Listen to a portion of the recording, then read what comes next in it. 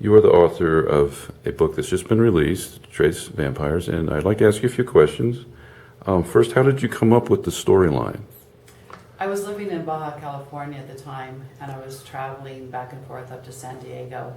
And it's a long, lonely drive, a beautiful drive, but long and lonely, and I daydreamed. And I was watching a lot of vampire movies, and particularly True Blood, and they're all pretty much the same. So I came up with an idea of a new vampire. And then I started making storylines in my head each time I go back and forth over 3 years. When I returned to San Miguel de Allende, I met Demetria Aldama because I was just published a book called A Single Gringa in Mexico. And at the beginning it was a blog, not a book.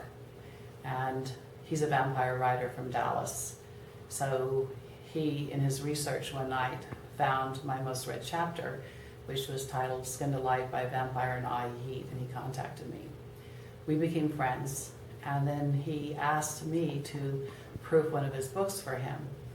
And I shared it with my friend Rebecca, and she said, I love this, ask him if I could be an editor after you're done proofing it. And he agreed, so the three of us became friends. And finally, I shared my idea with them and asked them to help me write it because I didn't feel that I could write it alone. They each had talents that I didn't have. So we agreed that we would do that. And it took 2 years.